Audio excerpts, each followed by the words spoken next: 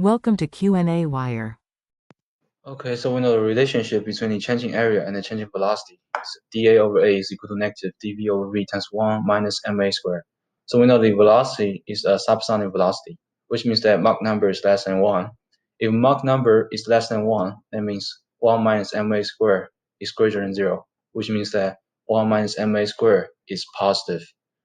So we know the duct is a converging duct, which means that dA is less than 0 because the changing area is decreased because the area is decreasing.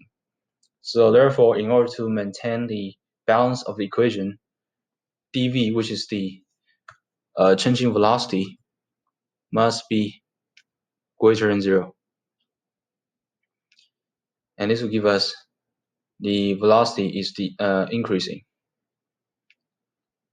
So for the next case, we know the dv is greater than 0, which means that velocity is increasing. If velocity is increasing, that means kinetic energy is increasing.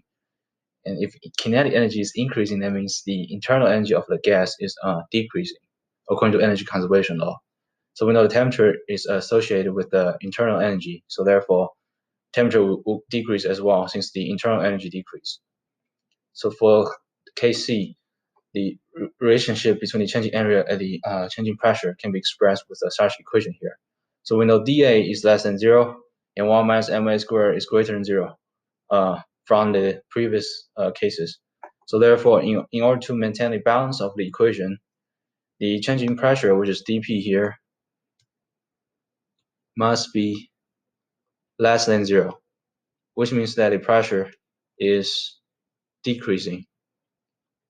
So for the last case, so this is the equation for the relationship between the changing area, changing velocity, and the changing density.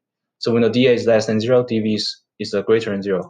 That means in order to maintain the balance of the equation, the changing density, which is d rho here, must be less than 0. So therefore, the density is decreasing. And these are the answers for this question.